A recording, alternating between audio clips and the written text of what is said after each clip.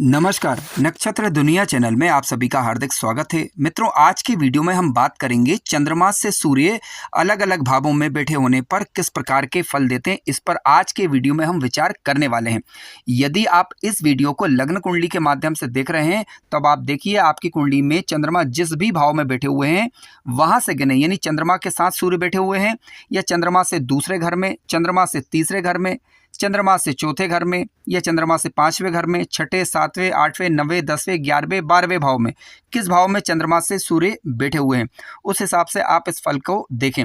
यदि आप इस चंद्र कुंडली के माध्यम से देख रहे हैं तब आप ये देखें कि चंद्र कुंडली में सूर्य किस भाव में बैठे हुए हैं, तो उसके अनुसार इस फल को देखने का प्रयास करें। यदि आप चैनल पर नए हैं तो चैनल को सब्सक्राइब अवश्य करें। वीडियो ज्ञानवर्धक लगे तो लाइक भी करें। आइए शुरू करते हैं।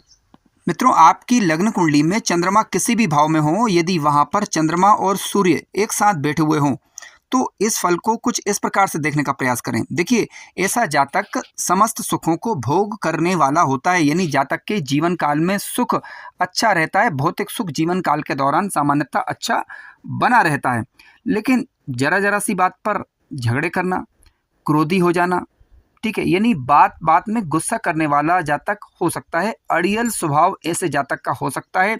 विशेष रूप से लग्न कुंडली में यदि यह युति लग्न भाव में अथवा पंचम भाव में बन जाए, या फिर चंद्र कुंडली के माध्यम से यदि आप देख रहे हैं तो चंद्र कुंडली में भी ये लग्न में अथवा पंचम भाव में इस प्रकार की युति बनती है, तो सामान्यतः कुछ इस प्रकार के रिजल्ट देखने को मिल सकते हैं। हालांकि जातक के विचार शुद्ध होंगे, लेकिन व्यर्थ का भटकाव भी जीवन काल के दौरान बना रह सकता है। विषयों में आसक्ति बनी रह सकती है। अज्ञात भय से जातक ग्रसित रह सकता है, यानी अनजाना डर भी बना रह सकता है कुछ मात्रा में। हालांकि धन संपत्ति की बात करें तो धन संपत्ति के मामलों में ये स्थिति सामान्यतः ठीक रहती है, यानी जातक के पास जीवन को चलाने के लिए आवश्यक धन आता रहता है। लेकिन ध्यान रखें, जब कभी भी धन की बात चल रही हो तो कुंडली में धन भाव की स्थिति और लाभ भाव की स्थिति, धनेश और लाभेश की स्थिति पर जरूर विचार करें। और लग्न कुंडली के हिसाब से आप धन भाव पर पड़ने वाले, लाभ भाव पर पड़ने वाले ग्रहों का दृष्टि प्रभाव अवश्य देखें।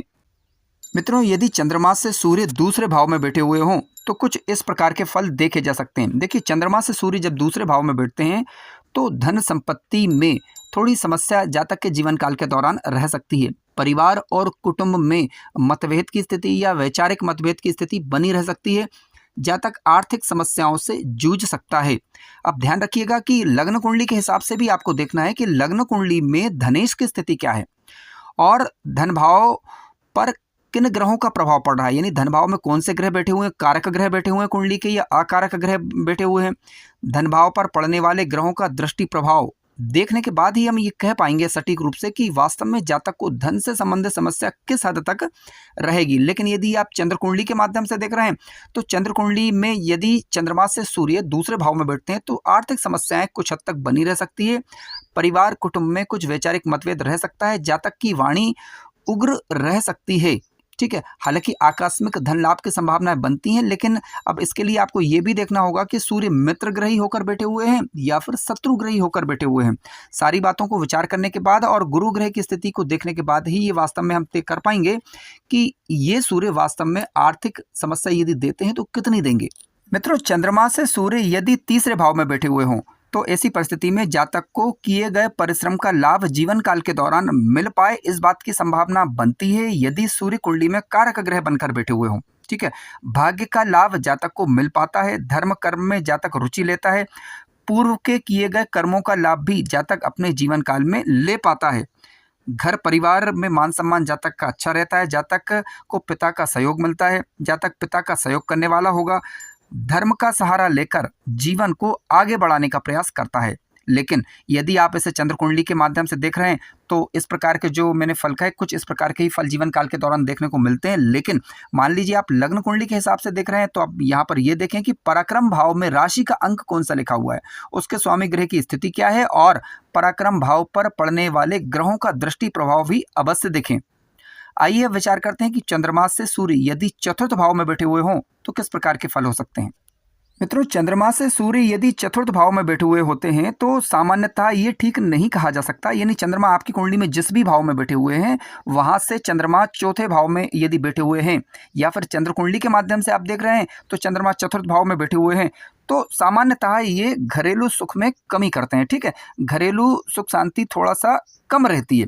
हालांकि समाज में मान सम्मान बना रहता है। मान सम्मान की दृष्टि से देखा जाए तो ये ठीक रहता है, मान सम्मान यस अच्छा रहेगा, लेकिन मानसिक क्लेश बना रहेगा, यानी मानसिक अशांतियां बनी रह सकती हैं। हालांकि जातक धर्माचरण करता है, नैतिक गुणों के मामले में यदि देखा जाए तो जातक अच्छा माना जाएगा। ठीक है, इसके अलावा मान सम्मान की दृष्टि से, प्रशासनिक कार्यों की दृष्टि से ये स्थिति ठीक मानी गई है।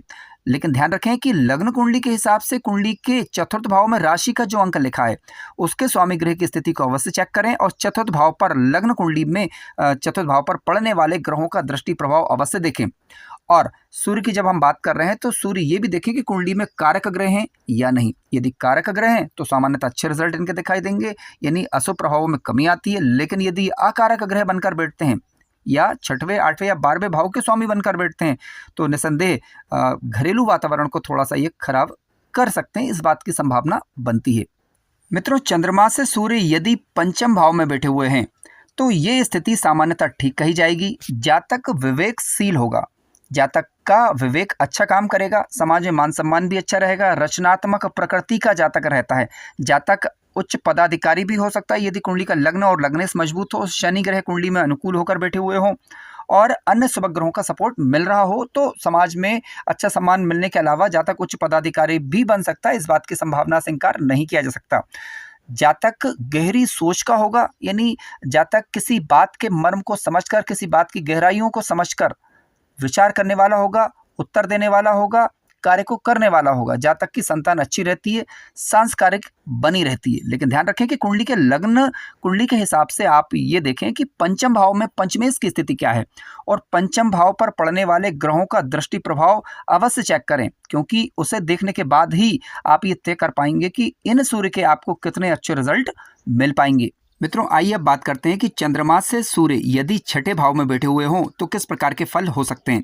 देखिए, लग्न कुंडली के हिसाब से आप देख रहे हैं तो चंद्रमा जिस भी भाव में बैठे हुए हैं वहां से सूर्य को गिने, सूर्य छठे भाव में होने चाहिए। यदि चंद्र कुंडली के हिसाब से यदि आप देख रहे हैं तो चंद्रमा से सूर्य यदि छठे भाव में है तो कुछ इस प्रकार के फल रह सकते हैं। स्वास्थ्य समस्याओं से जातक जूझ सकता है, यानी स्वास्थ्य से संबंधित कोई ना कोई समस्या बनी रह सकती है यदि विशेष रूप से सूर्य शत्रु क्षेत्री या नीच राशि के होकर बैठ जाएं।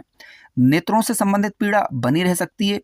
हालांकि सूर्य यदि स्वक्षेत्री, मित्र क्षेत्री या उच्च राशि के होकर बैठे हुए हों तो इस प्रकार की समस्याएं सामान्यतः नहीं रहती, लेकिन यात्राएं जीवन काल के दौरान बनी रह सकती हैं। जातक शत्रुओं पर हावी रहेगा, शत्रुओं को परास्त करने में जातक सक्षम होता है। लेकिन ध्यान रखें कि लग्न कुंडली के हिसाब से भी आप कुंडली के छठे भाव में राशि का जो अंक लिखा है उसके स्वामी ग्रह की स्थिति को अवश्य चेक करें, उसके स्वामी की स्थिति क्या है, और छठे भाव पर पड़ने वाले अन्य शुभ या अशुभ ग्रहों के प्रभाव को भी अवश्य चेक करें। इसके साथ साथ लग्न भाव पर पड़ने वाले ग्रहों का प्रभाव भी देखें, तभी ये आप निश्चित रूप से तय कर पाएंगे कि वास्तव में स्वास्थ्य समस्या यदि हुई तो किस हद तक होगी। मित्रों, चंद्रमा से सूर्य यदि सातवें भाव में बैठे हुए हों तो कुछ फल इस प्रकार के रह सकते हैं। जातक ज्ञानी होगा, आत्मविश्वासी होगा, जातक का समाज में मान सम्मान अच्छा बना रहेगा। ठीक है, इसके अलावा जातक के अंदर नेतृत्व का गुण भी पाया जाएगा।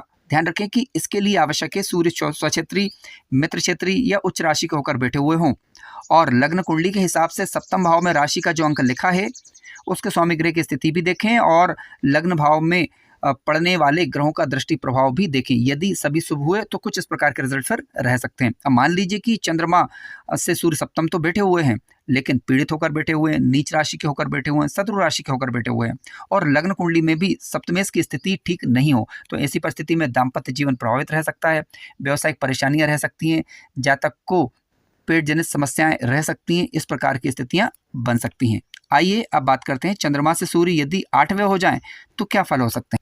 मित्रों, आइए अब बात करते हैं कि चंद्रमा से सूर्य यदि आठवें हो जाएं तो किस प्रकार के फल रह सकते हैं। देखिए, चंद्र कुंडली के हिसाब से चंद्रमा से सूर्य यदि अष्टम भाव में जा रहे हैं, या फिर लग्न कुंडली के हिसाब से आप देखें तो लग्न कुंडली में चंद्रमा जहां लिखे हुए हैं वहां से सूर्य आठवें हों तो ये स्थिति स्वास्थ्य को प्रभावित करने वाली होगी। हालांकि जातक खोजी होगा, ज्ञानी होगा, ठीक है, नेत्र संबंधित पीड़ाएं रह सकती हैं, ठीक है, वाणी का कठोर रह सकता है जातक, आर्थिक समस्याएं भी कुछ हद तक बनी रह सकती हैं।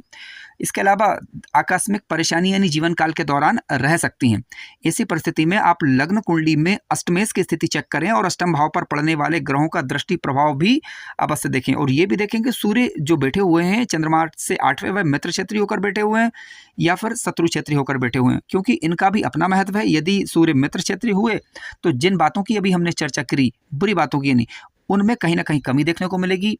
ठीक है, और इसके अलावा अच्छी बातों में यानी वहां पर बढ़ोतरी देखने को मिलेगी।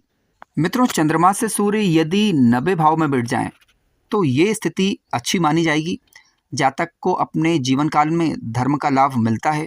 जातक तीर्थ यात्राएं करने का शौकीन रह सकता है, यानी किसी भी प्रकार के धार्मिक कार्यों में जातक रुचियां लेगा। इसके अलावा जातक को अपने भाग्य का लाभ भी मिल पाएगा, पिता का सहयोग भी मिल पाएगा, मानसिक शुद्धता भी जातक की बनी रह सकती है। अनुसंधात्मक कार्यों में विशेष रूप से जो कि धर्म से जुड़े हों उनमें जातक रुचियां लेता है। इसके अलावा पूर्वाभास भी ऐसे जातक को सामान्यता रहता है।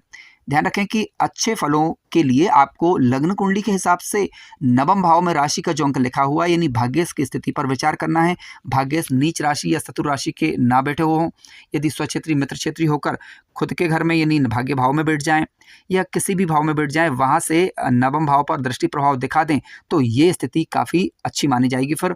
और यदि नवम भाव पर गुरु ग्रह का प्रभाव भी हो जाए तो निसंदेह जातक अनुसंधात्मक कार्य करता है, धार्मिक क्षेत्रों में विशेष रूप से, या कोई भी धार्मिक कृत्य करता है जिसके कारण समाज में मान सम्मान यश तो हासिल करेगा ही करेगा। जातक शुद्ध विचारों का भी बना रहता है। मित्रों, चंद्रमा से सूर्य यदि 10वें भाव में बैठ जाएं तो कार्य क्षेत्र में लाभ देंगे। राजकीय कार्यों में, शासकीय कार्यों में जातक को सफलताएं प्राप्त होती हैं। यदि लग्न कुंडली के हिसाब से आप देख रहे हैं तो चंद्रमा से सूर्य 10वें भाव में होने चाहिए, लेकिन विशेष रूप से यदि केंद्र के घरों में और त्रिकोण के घरों में बैठ जाते हैं तो सामान्यतः अच्छे फल देखे जा सकते हैं।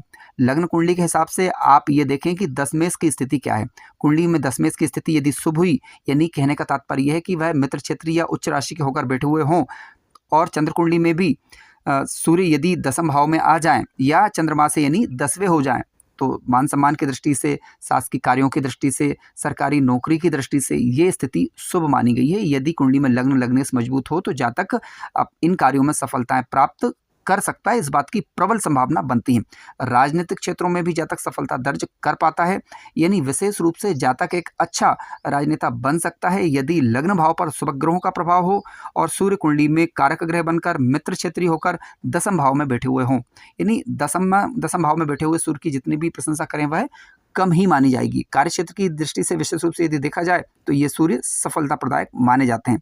पिता का लाभ यानी पिता के कार्यों को जातक आगे बढ़ाने वाला हो सकता है, इस बात की संभावनाएं बनती हैं। आइए अब बात करते हैं कि चंद्रमा से सूर्य यदि एकादश भाव में बैठे हों तो किस प्रकार के फल रह सकते हैं। मित्रों, यदि आपकी कुंडली में चंद्रमा से सूर्य यानी जहां पर चंद्रमा बैठे हुए हैं वहां से सूर्य देखें, लग्न कुंडली के हिसाब से सूर्य यदि एकादश हो रहे हैं या फिर चंद्र कुंडली में सूर्य 11वें भाव में बैठे हुए हैं तो कुछ इस प्रकार के फल रह सकते हैं। यात्राएं जीवन काल के दौरान बनी रह सकती हैं, संतान का सुख अच्छा रहता है, शिक्षा का लाभ जीवन काल के दौरान मिल पाता है, आकस्मिक धन लाभ की संभावनाएं भी बनती हैं। जातक के कुंडली में यदि लग्न और लग्नेश मजबूत हों, अन्य शुभ ग्रहों का अच्छा प्रभाव हो तो जातक उच्च पदाधिकारी भी बन सकता है। इसके अलावा समाज में मान सम्मान तो अच्छा रहेगा ही रहेगा, धन संपत्ति की कमी जीवन काल के दौरान नहीं रहती यदि सूर्य मित्र क्षेत्रीय होकर बलवान होकर शुभ भावों के अंदर बैठे हुए हों। लेकिन लग्न कुंडली के हिसाब से यदि आप देख रहे हैं तो एकादश भाव पर पड़ने वाले ग्रहों का दृष्टि प्रभाव अवश्य देखें और साथ साथ ये भी देखें कि सूर्य कुंडली के कारक ग्रह बनकर एकादश भाव में बैठे हुए हों मित्र क्षेत्रीय होकर, ठीक है, तभी इस प्रकार के लाभ देखे जा सकते हैं। और एकादश भाव पे राशि का जो अंक लिखा है उसके स्वामी ग्रह की स्थिति अवश्य चेक कर लीजिएगा, क्योंकि वह नीच राशि या शत्रु क्षेत्रीय होकर नहीं बैठे हुए होने चाहिए, अन्यथा शुभ प्रभावों में फिर कमी देखने को मिलती है। मित्रों, चंद्रमा से सूर्य यदि 12वें हो जाते हैं तो ये स्थिति सामान्यतः ठीक नहीं कही जा सकती। खर्च की अधिकता जीवन काल के दौरान बनी रह सकती है, स्वास्थ्य समस्याएं या नेत्र पीड़ा रह सकती है, या दूरस्थ स्थानों में जातक को समस्या हो सकती है यदि सूर्य शत्रु क्षेत्रीय या फिर पीड़ित होकर बैठ जाएं। लेकिन मान लीजिए कि सूर्य शत्रु क्षेत्रीय होकर या पीड़ित होकर बैठे हुए हैं तो ऐसी परिस्थिति में लग्न कुंडली के हिसाब से आप ये देखें सूर्य की स्थिति क्या है। यदि लग्न कुंडली में सूर्य की स्थिति शुभ हो रही है यानी वह मित्र क्षेत्रीय होकर या फिर कह सकते हैं कि स्वक्षेत्री होकर बैठे हुए हैं तो अशुभ प्रभावों में काफ़ी हद तक कमी देखी जा सकती है। इसके अलावा सूर्य पर पड़ने वाले ग्रहों का दृष्टि प्रभाव भी देखा जाना चाहिए। मित्रों, कार्यक्रम ज्ञानवर्धक लगा हो तो लाइक करें, चैनल पर नए हो तो सब्सक्राइब भी करें। धन्यवाद।